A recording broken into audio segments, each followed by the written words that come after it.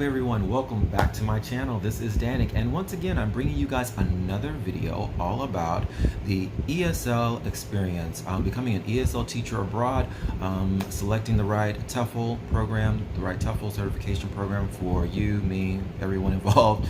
And I am pretty much just getting started on that journey. This is the third video that I've added to my channel about this, and in today's video we're going to be talking about the question of, is it required or is it important to speak the language of the country that you go to do your ESL teaching in? And I kind of think that this question is a bit open-ended, because I think there's good arguments for both sides, whether you think yes, whether you think no. But I do want to discuss that in today's video because I think it's worth discussing. Now, just to have a disclaimer, I have yet to work in any particular ESL position. I have yet to even get started on my TEFL certification program. I'm just in the beginning stages and getting everything, all my ducks in order so that I can take care of the enrollment and the fees and all that stuff. Just as I said in the last video, if you haven't checked out the last video, please take the time to do so. It was all about Mexico, Guadalajara becoming my location for taking my TEFL program. So definitely check that out. And but yes, like I was saying, I have yet to be out in the field. So I don't want to give anyone any impression like, oh, I'm a professional, I can tell you exactly what to expect. No, I can't necessarily do that from that angle, but I can let's share with you what I've observed in the research that I've done. I've watched a lot of videos. This is an investment for me, just as it is for any kind of ESL teacher. Everyone has to, well, mostly everyone has to get their TEFL or TESL or CELTA certification if you want to increase your chances of employment and all that stuff. And so, of course, quite naturally, in any investment, you want to do research and know exactly what you're getting yourself involved in. So in this video, I want to share some of the research that I've come across about this specific topic, and I also want to go into my own personal philosophy about it as well. But before I jump into that pool, let me first say that I am learning Spanish and Portuguese concurrently.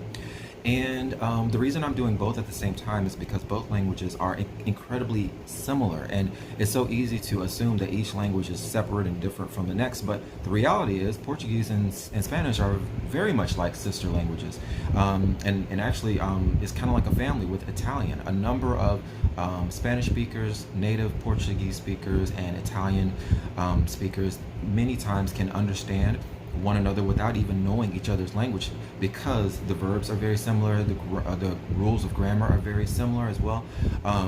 And I've had numerous conversations with people where they may not understand everything, but they can actually get by in conversations, just sometimes asking a person to speak slower, repeating themselves, going back and forth, but one way or the other they have this really interesting exchange with one another, because the languages are very similar. So anyway, so I've decided to do Spanish and Portuguese together because they're very, very similar and they kind of complement each other in a lot of ways. That being said, a big reason for why I wanted to become an ESL teacher is because one of my life goals is to become fluent in both Spanish and in Portuguese. And so once I learned what an ESL teacher is all about and what the job field entails and all that stuff, it just kind of made perfect sense, because not only when you teach abroad are you immersing yourself in another language and another culture, but you're also gaining the experience, work experience, that you can build upon job after job to kind of help you travel the world and slowly work your way up to higher paying jobs, or a more desirable location, whatever your personal priorities are. So I just kind of wanted to cap things off with giving a little background into my personal motivation for becoming an English teacher or an ESL teacher. But so getting into that question, whether or not it's relevant, or whether or not you should try to speak that language when you're working a particular job in a country, from the research that I've gained, there does seem to be two major categories. There is the category of English teachers who have the sole objective to just teach English, and that is pretty much where the buck stops. That's their agenda, that's what they are setting out to do. And then in the second category, which is where I fall, are the ESL teachers who want to actually learn other languages and become fluent, and and really just kind of soak up a lot of the culture there, and they may have the agenda of just kind of permanently living abroad and not necessarily intending to return to their home country. Some maybe so, maybe not, and so I kind of fall into that category because one of my major influences, of course, is to become fluent in both Spanish and Portuguese. So that's where I'm at. So as I was doing my research, to me, when I first started off going in the direction of ESL, I was thinking to myself, well, of course, it'll be a plus whenever I'm trying to get a job and letting them know, oh, I'm learning Spanish, or I'm speaking Spanish, or I can do this and that. I came across some videos that kind of gave me some really interesting feedback where they basically said that beware of, whenever you're making your resumes and whenever you are going into these job interviews, beware of trying to overly impress your employer or whatever the company is with your ability to either speak their language or saying that you're trying to learn or this and that, because a lot that turns a lot of employers off. They actually want, or some people want, an ESL teacher who speaks English the entire time. They do not want the teacher to come in with an agenda to try and interact with the students in their language. They're paying for a teacher for the entire time to speak in English. So that was really, really, really shocking for me. I thought, oh, it just makes sense that, if I tell an employer I can speak that language, or I'm trying to speak that language too, that maybe it would work in my favor. But I'm glad I came across that feedback, because that's something for me to process and allow me to become a bit more prepared to navigate the ESL world. But yeah, that was really interesting for me to learn. But that also helped me to understand exactly how much of a gold standard English is in the language learning world.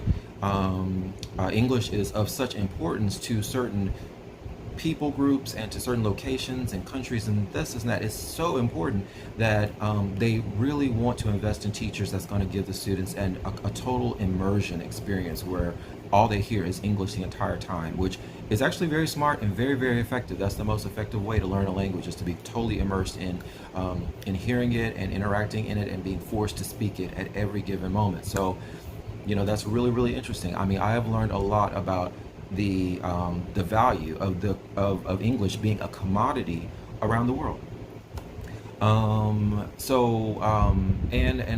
that being the case, I totally understand how a lot of people actually come into this field with just speaking English only, because English really opens the doors so wide for native English speakers that it's really not necessarily a requirement for some employees. Now, guys, I'm just speaking for just some people.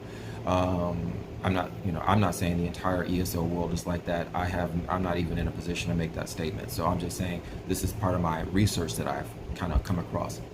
Now, like I was saying, I'm in the second category of trying to learn these languages as well. So, quite naturally, the most ideal employment situation for me would be a place where I can go in and interact with the students and teach them English, but also interact using Spanish or Portuguese as well, because that is something that helps me to, actually not only become a better teacher, but achieve my overall life goal. And to be quite honest with you, I mean, in my opinion, it's like, I think when you have a certain level of mastery of their language or of that foreign language, it helps you to be a better teacher, because you can use better examples and better models to help crystallize the concepts and grammar and the concepts of certain words and phrases and verbs to the kids. So I know personally, as a language learner, whenever someone takes the time to translate something directly from English to Portuguese or Spanish for me, it gives me even more confidence to speak that foreign language, because I know concretely in my mind exactly what it is representative of and things like that. So to me, I think that to master another foreign language and to use that in your curriculum, it is something that will help the children get, or help the adults, whoever your students are, get a stronger foundation. And I feel like personally, in a lot of ways, help strengthen the personal bond that you have between yourself and them, because if they see that you speak their language and you understand them in their native tongue, that allows people to feel more comfortable, I feel. And so they kind of develop a bit of a trust. So for me, that's the teaching fashion that suits my personality. I can only speak for myself. Now, like I said, to other teachers who only speak English and only use English and things like that, that clearly has its benefits as well, because it really forces people out of their comfort zones and can speed up the process of learning like learning English much quicker. So yes, I definitely see the benefits of both sides. So guys, you can leave your thoughts in the comment section below. Exactly what do you think about this topic? Do you think it's important to speak the language of that country? Do you think English or ESL teachers should speak entirely in English the entire time? What do you think about this particular topic? I think this is, I think each person is different. Each person has their own style. I don't want to put anyone else down or say that any other approach is better or worse. I can only speak for what helps me to do my job effectively and to gain from it, the quality experience of, what I'm seeking. So yes. All right, guys. Well, just to kind of conclude this video, please keep in mind that I do want to use this video to also highlight my language learning journey with both Spanish and Portuguese. So you can expect more videos in the future where I'm using Spanish and I'm using Portuguese. And if you guys are learning those languages too, please feel free to join the adventure, join my journey, and let me know about your process, what you're doing to learn your languages, and all that good fun stuff. So please take the time to give the video a like, because like helps these videos out tremendously and giving us more visibility when people are searching for these videos. And please subscribe, because these numbers let YouTube know that our channel is doing something good, something positive, and helps us to kind of move up the chain of YouTube and have more opportunities in the future. So yes, guys, so please subscribe, click the like button, and I hope to see you guys soon in my next video. Until then, take care.